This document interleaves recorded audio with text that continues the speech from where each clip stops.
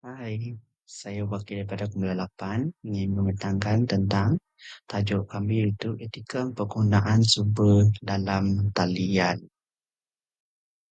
Okey, kumpulan saya terdiri pada 3 orang iaitu saya sendiri Jeki Anak Luan, yang kedua adalah kawan saya Venisia Vera Janta Anak Jeffrey dan yang ketiga adalah Nur Faizaitun Nadirah binti Abdul Ransa. Ini adalah grup bagi kumpulan 8. Oke, saya akan menerangkan tentang pengenalan tentang etika penggunaan sumber dan talian, yaitu ia adalah sumber dan talian yang digunakan secara meluas untuk tujuan pembelajaran, penyelidikan, dan berkomunikasi. Walau bagaimanapun, dengan kemudahan mengakses maklumat dan tanggungjawab untuk menggunakannya secara beretika adalah di atas tanggungjawab kita sendiri. Salah satu aspek yang paling penting dalam tingkah laku beretika dalam talian ialah mengelakkan plagiarism berlaku. Ini adalah bermakna ia memberi kredit yang sewajarnya kepada penggarang asal daripada menggunakan perkataan, idea atau data mereka tanpa izin. Salah satu lagi isu penting ialah menghormati undang-undang hak cipta terpelihara. Banyak bahan dalam talian seperti video, imej, muzik, dan artikel dilindungi oleh hak cipta. Menggunakannya tanpa kebenaran atau pengakuan yang sewajarnya adalah tidak beretika dan menyalahi undang-undang. Selain itu, pengguna mestilah berhati-hati dengan menyebarkan maklumat yang salah atau tidak benar. Tidak semua sumber dalam talian boleh dipercayai atau dikongsi bersama. Pengguna harus beretika, berdasarkan fakta dan hanya berkongsi maklumat daripada sumber yang boleh dipercayai dan sah saja. Okay, untuk akhir sekali, melindungi hak privasi dan data orang lain juga merupakan sebahagian daripada tingkah laku dalam talian yang beretika. Maklumat pribadi tidak boleh dikongsi atau disalahgunakan sama ada menjalankan tinjauan atau menggunakan media sosial. Kita mesti menghormati hak privasi orang lain. Sekian, terima kasih. Assalamualaikum, saya Nur Faizatun Nadia Binti Abdul Razak. Saya daripada Group 8 dan saya akan buat presentation tentang objektif pembincangan. Okey, tentang objektif perbincangan yang pertama adalah objektif pertama adalah untuk menyedarkan masyarakat bahawa menciplak hak orang itu adalah salah, dan yang kedua untuk melindungi privasi pencipta asli, dan yang terakhir untuk mencapai matlamat tentang topik yang diberikan. Terima kasih. Oke, saya akan menerangkan apakah isu sebenar dalam topik etika penggunaan sumber dalam talian. Okey, yang pertama adalah sumber dalam talian. Seperti yang kita tahu, di dalam era digital hari ini, pelajar dan pendidik sangat bergantung pada sumber dalam talian untuk pembelajaran, penyelidikan dan tugasan. Walaupun ini menyediakan akses mudah kepada sejumlah besar maklumat, ia juga menimbulkan kebimbangan etika yang serius. Okey, isu pertama ialah ramai pengguna gagal menggunakan sumber ini secara bertanggungjawab dan beretika.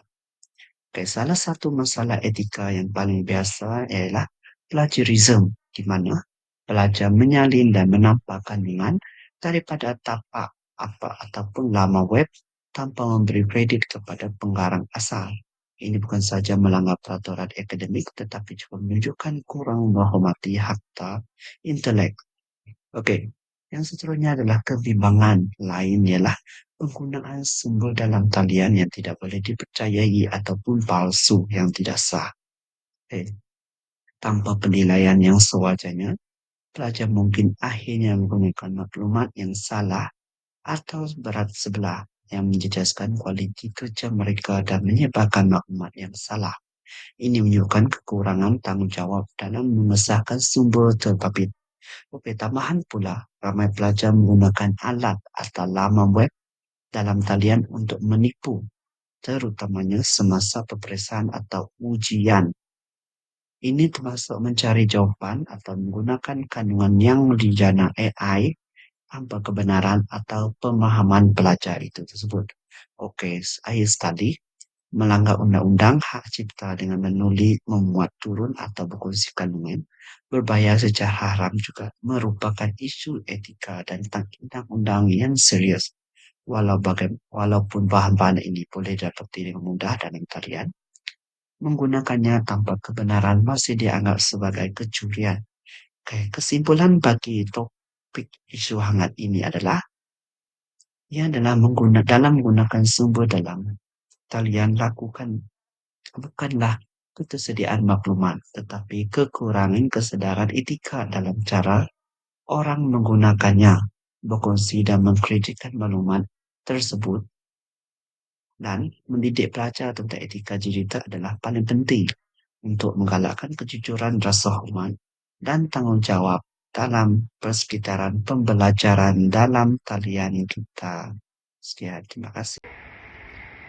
Salam sejahtera, saya Venesia Vera. Hari ini saya ingin membentangkan tajuk berkaitan dengan apakah kesan ataupun implikasi terhadap pengajaran dan pembelajaran bahasa Melayu.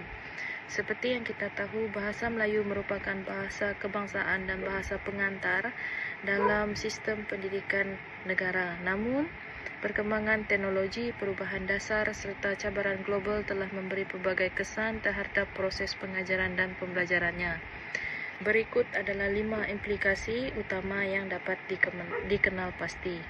Pertama, dari akses kepada sumber digital. Dengan kemajuan teknologi, guru dan murid kini boleh mengakses pelbagai bahan pembelajaran seperti e-buku, video interaktif dan kuis digital. Ini menjadikan pengajaran lebih menarik dan sesuai dengan gaya pembelajaran murid masa kini. Kedua, berlaku perubahan dalam kaedah pengajaran. Guru perlu beralih daripada kaedah tradisional kepada pendekatan abad ke-21 yang lebih kolaboratif, berpusatkan murid dan berasaskan inquiry. Hal ini penting untuk memastikan murid lebih aktif dan terlibat dalam pembelajaran. Ketiga, terdapat kepelbagaian tahap penguasaan bahasa Melayu dalam kalangan murid. Sesetengah murid sangat mahir manakala ada juga yang masih lemah. Oleh itu, guru perlu mengaplikasikan pendekatan pembezaan supaya semua murid mendapat manfaat mengikut tahap keupayaan mereka. Keempat, kita berhadapan dengan pengaruh bahasa asing dan media sosial. Penggunaan bahasa rojak dan singkatan dalam komunikasi harian memberi kesan negatif kepada penguasaan bahasa Melayu standard. Maka, guru perlu memainkan peranan penting dalam memupuk rasa cinta terhadap bahasa kebangsaan. Kelima, terdapat penekanan yang semakin besar terhadap kemahiran abad ke-21. Pengajaran bahasa Melayu kini perlu melibatkan kemahiran seperti pemikiran kritis, penyelesaian masalah dan kreativiti agar murid dapat menguasai bukan sahaja bahasa, malah kecekapan insaniah yang diperlukan dalam dunia sebenar. Sebagai kesimpulan daripada kesan atau implikasi terhadap pengajaran dan pembelajaran bahasa Melayu, guru memainkan peranan penting dalam memastikan pengajaran bahasa Melayu kekal relevan dan berkesan. Guru perlu sentiasa bersedia menghadapi perubahan serta menyesuaikan kaedah pengajaran agar dapat memartabatkan bahasa Melayu dalam kalangan generasi muda. Sekian sahaja pembentangan saya. Terima kasih. Okey, baik, untuk part saya yang seterusnya, iaitu apakah pandangan serta cadangan anda sebagai bakal pendidik terhadap isu etika penggunaan sumber dalam talian. Okey, pandangan saya sebagai bakal pendidik yang pertama adalah perbuatan seperti menyalin karangan dari internet tanpa pemahaman, tidak menyatakan sumber asal serta menyebarkan maklumat yang tidak sahih adalah antara amalan yang melanggar etika penggunaan sumber lah. And then yang kedua, tanpa bimbingan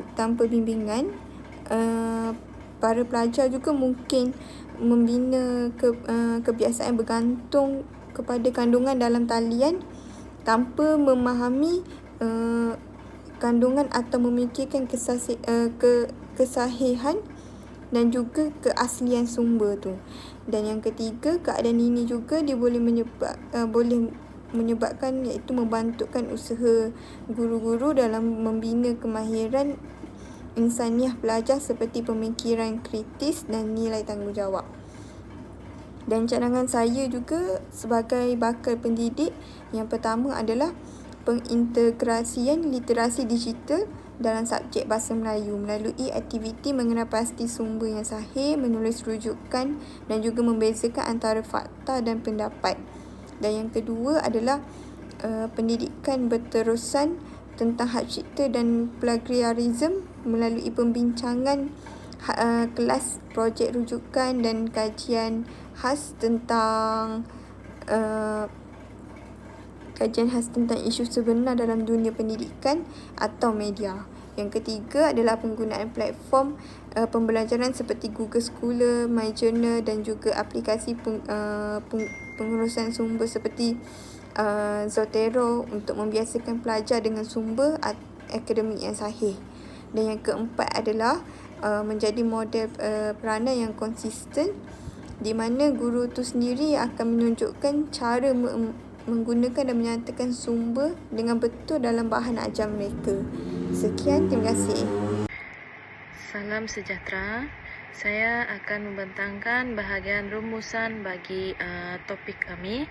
Sebagai rumusan kepada pembentangan kami, ingin saya tekankan bahawa penggunaan beretika sumber dalam talian adalah amat penting dalam memastikan kita kekal berpegang kepada nilai kejujuran, rasa hormat dan tanggungjawab dalam dunia digital yang semakin luas dan mudah diakses. Dengan mengamalkan prinsip etika ini, kita bukan sahaja menjaga integriti diri dan karya kita, malah kita turut menyumbang kepada pembentukan komuniti dalam talian yang lebih dipercayai dan dihormati. Dalam era di mana maklumat menjadi lebih mudah, tanggungjawab untuk menggunakan dan menyebarkan maklumat secara beretika menjadi semakin penting. Komitmen kita terhadap amalan ini adalah cerminan kepada kematangan digital dan kewarganegaraan yang bertanggungjawab. Akhir kata, marilah kita terus mendidik diri dan orang lain untuk menghormati hak cipta, memberikan kredit yang sewajarnya, dan menggunakan maklumat dengan cara yang beretika dan berhema. Sekian, terima kasih.